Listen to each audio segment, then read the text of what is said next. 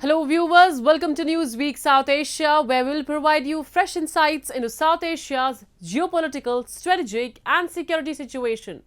Let's take a look at the headlines first.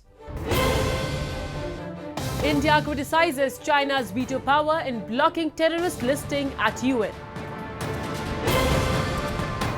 Baloch activists expose Pakistan's human rights abuses at UNHRC in Geneva. And human rights activists demand action against Pakistan's state-sponsored terrorism and extremism at international symposium.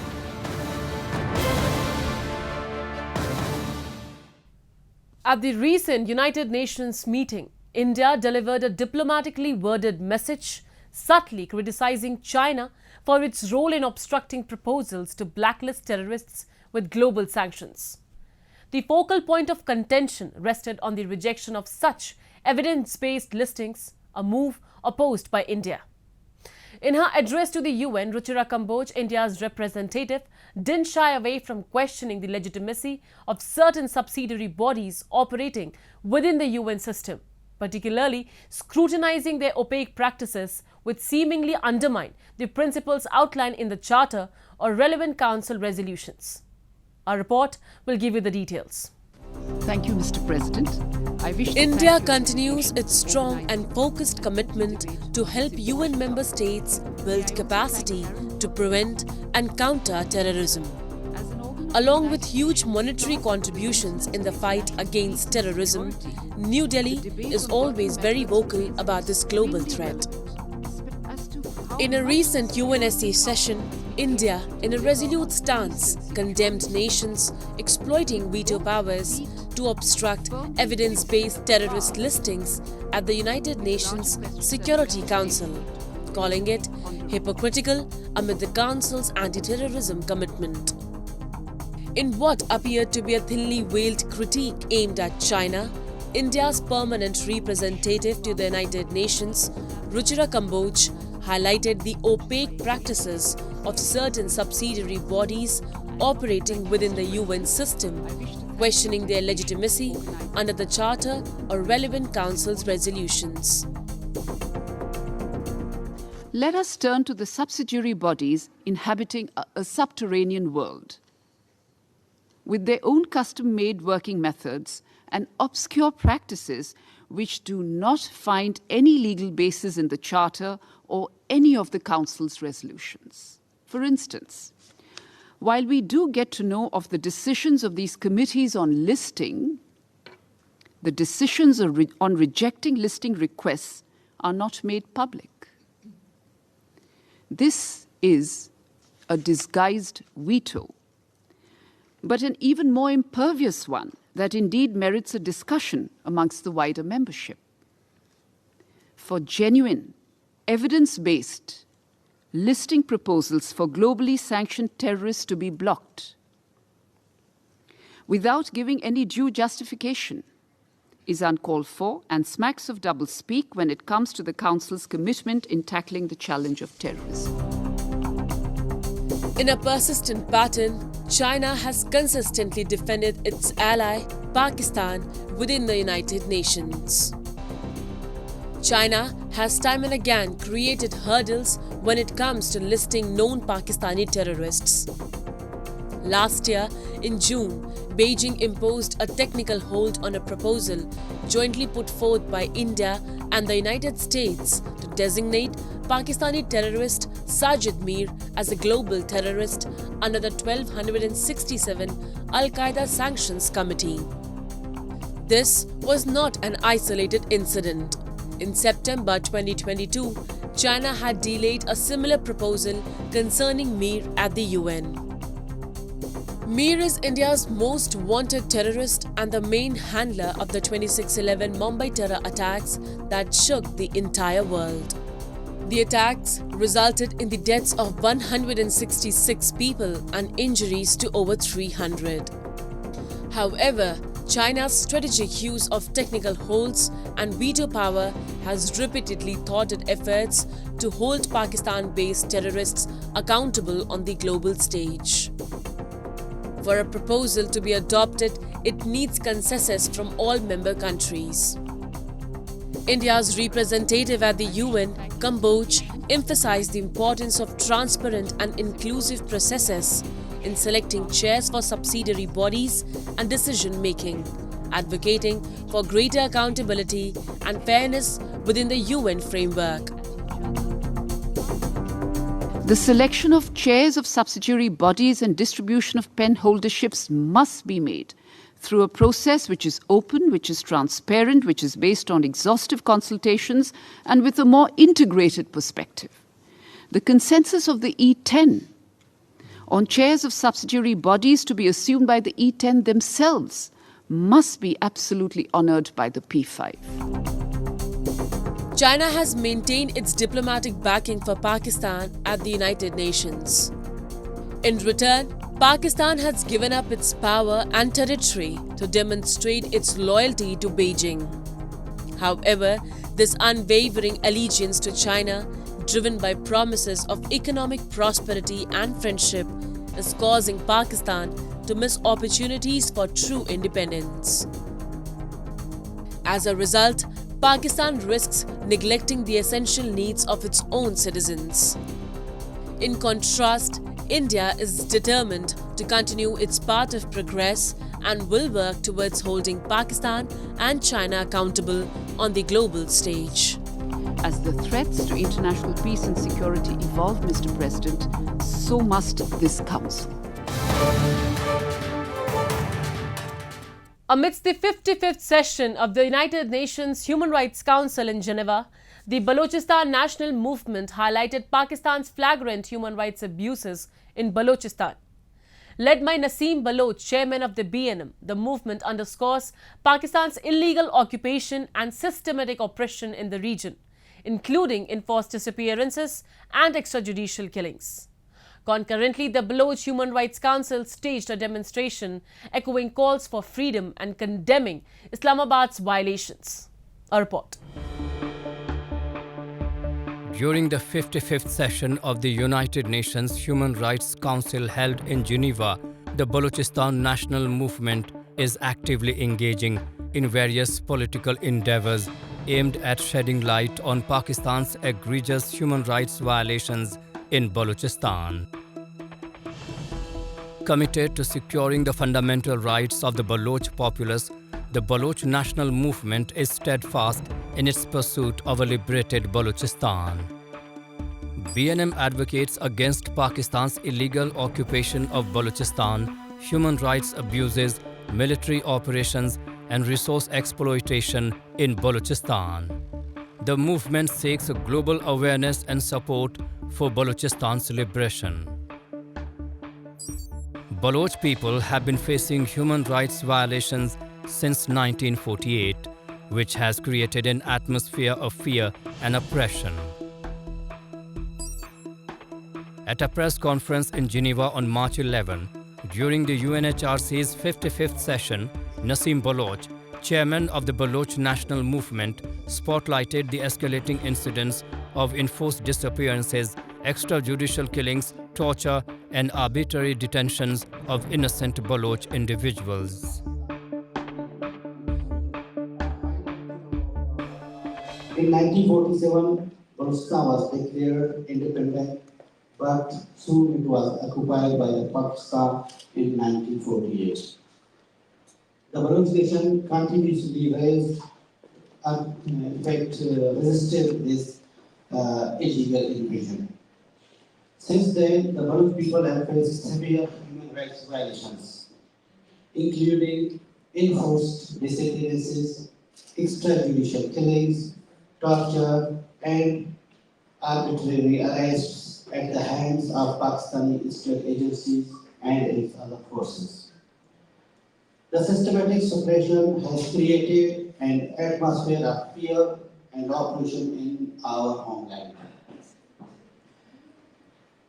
Adding to our concerns are the alarming instances of enforced disappearances and mass graves in Balochistan, which underlines the dire human rights situation.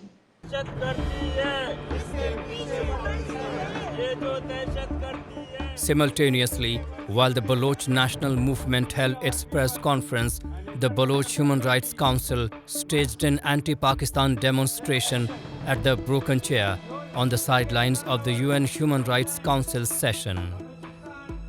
Protesters rallied for freedom and condemned Islamabad's gross human rights violations in Balochistan, the largest yet poorest province in Pakistan.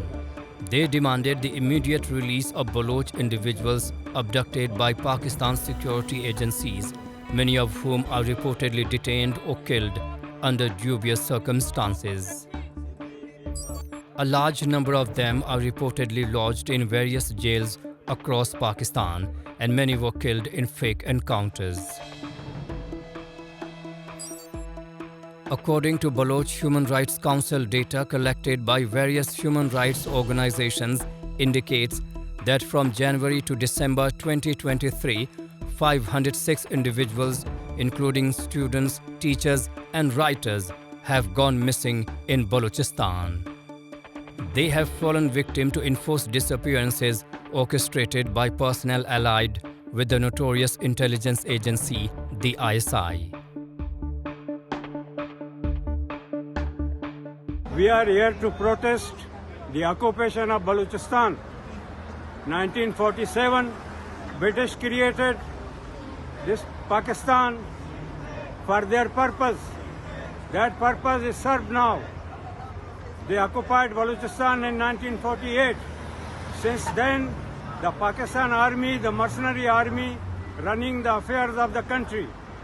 We want the Pakistan army to be out of Balochistan. Pakistan army is looting and plundering our wealth. Our people are suffering. We want that Pakistan must be dismantled. Over the years, thousands of people have vanished in Balochistan as a result of a brutal crackdown led by the military. Global media outlets have time and again highlighted the discovery of hundreds of bodies of suspected armed separatists and political activists in Balochistan province, pointing to extrajudicial killings by Pakistani security forces.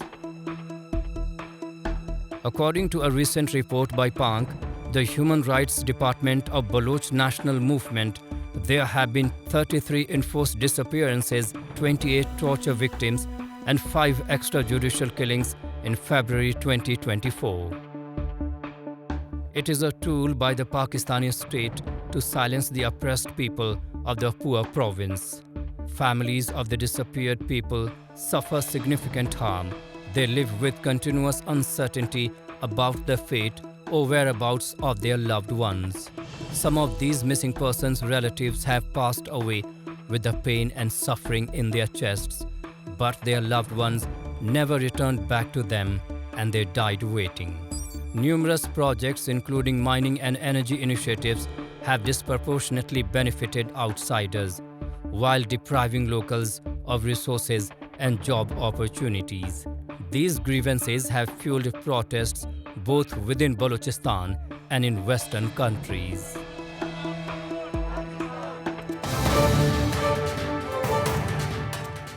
Let's move to Jammu and Kashmir's Poonch region, where Indian security forces busted a hideout and recovered improvised explosive devices and a wireless set.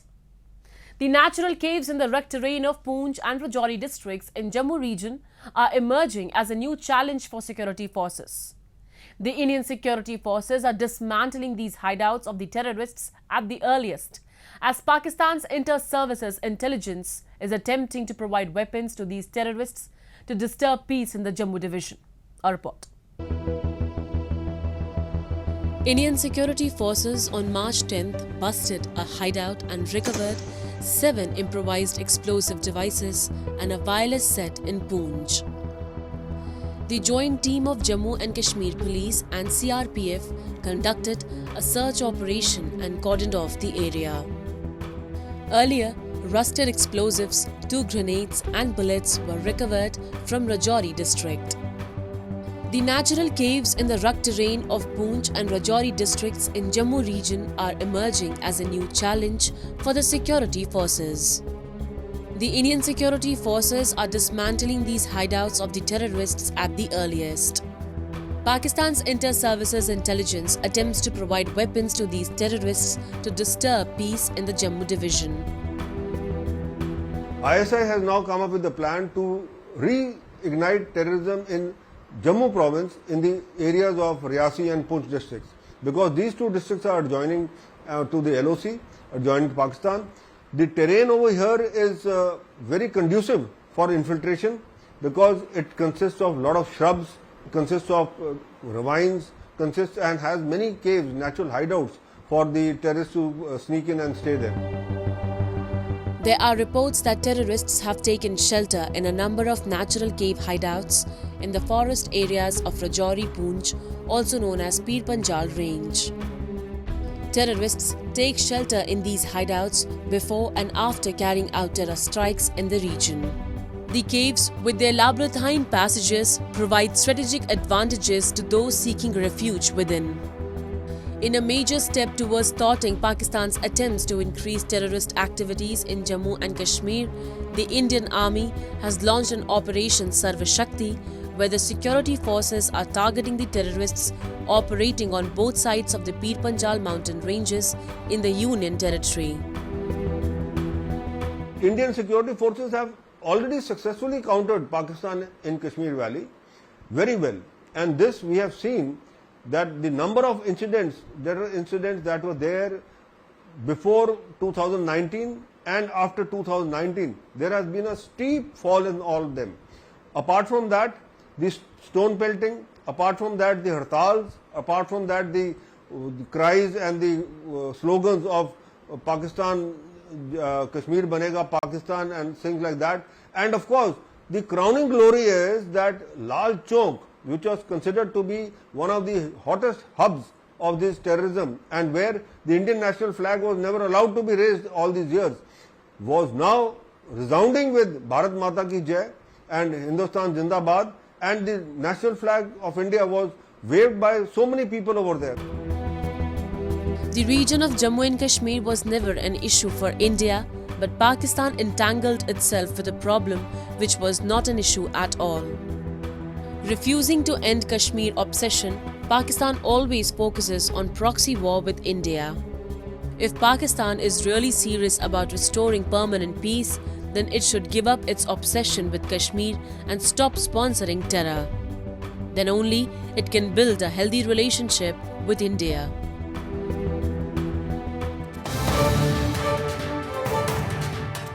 In a world grappling with the persistent threat of terrorism and religious extremism, Pakistan stands at the center of attention. Pakistan's history is marked by the utilization of religion and terrorism as state policies, profoundly impacting peace in the region. A recent international symposium held in Geneva brought together experts and activists to shed light on the alarming situation unfolding in the South Asian nation. A report. In a symposium held in Geneva, experts and activists gathered to illuminate the ongoing issues of terrorism and religious extremism in Pakistan, emphasizing their profound impact on peace in South Asia. As the symposium unfolds, a sobering discussion ensues, delving into the historical utilization of religion and terrorism as a state policies in Pakistan. This dark history has disproportionately affected marginalized communities such as the Pashtuns, Baloch and Sindhis. They have been striving for independence for decades, with Pakistani security forces facing accusations of committing serious human rights abuses in the region. Enforced disappearances in Balochistan have been a long stain on Pakistan's human rights record. Victims of enforced disappearances include political workers, journalists, human rights defenders and students. Similarly, in Sindh and Pashtun, the Pakistani army held arbitrary arrests, enforced disappearances, torture, extrajudicial killing and political repression as a tool to silence their voice and struggle. Amidst the discourse, activists stressed the urgent need for the international community to take notice and hold Pakistan accountable on a global platform. Fazlur Rahman, president of Khyber Institute, highlighted the historical oppression faced by Pashtuns, Baloch and Sindhis, attributing it to the use of religion and terrorism as a state policies by Pakistan. As you know, right from the inception of convoluted state of Pakistan, the religion and terrorism has been used as state policy and tool to oppress and suppress the historical nations of Pakistan, just like Pashtuns, Baloch and Sindhis. And you know about the consistent, continuous wars in Balochistan and Khyber Pakhtunkhwa, in which thousands of innocent Pashtuns and Baloch had been killed, and thousands are forcibly disappeared and tortured. So it's very important for the international community to take notice of this state-sponsored terrorism in the region and make the state of Pakistan accountable to United Nations and the International Court of Justice. Pakistan not only has an abysmal record of human rights, but also the country sponsors cross-border terrorism. Since its formation in 1947, Pakistan has consistently engaged in acts of cross-border terrorism, particularly targeting India. New Delhi has borne the brunt of numerous egregious attacks, all orchestrated and backed by Pakistan. These include the attacks on the Indian Parliament in 2001, the 2005 Delhi bombings, the 2008 Mumbai terror attack, as well as assaults on the Pathankot air base and the army camp in Uri, all attributed to Pakistan-sponsored terrorism. Arif Ajakia, a human rights activist, boldly labelled Pakistan as the epicenter of global terrorism and a major purveyor of religious extremism.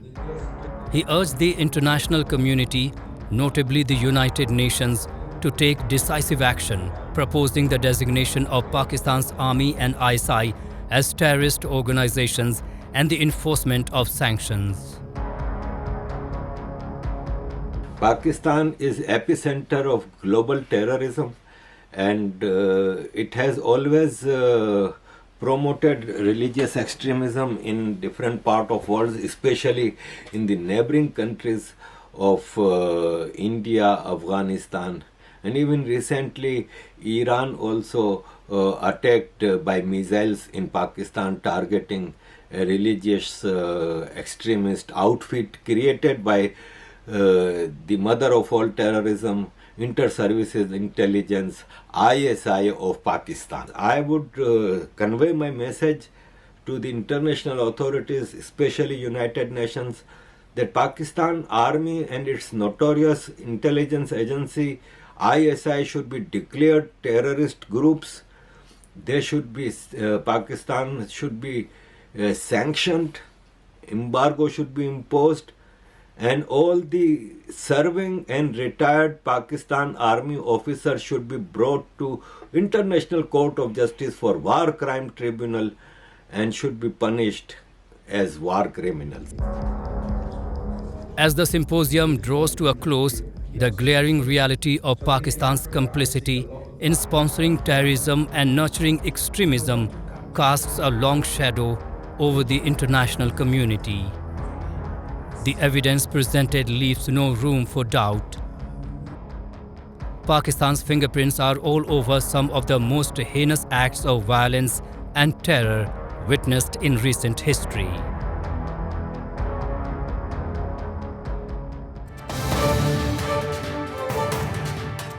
And with that, we come to the end of this edition of Newsweek South Asia. We'll be back next week with more news, views and analysis from the subcontinent. Meanwhile, do keep writing to us at nwsa@anin.com. This is Shivangi Mishra signing off on behalf of the entire production team of Newsweek South Asia. Goodbye and take care.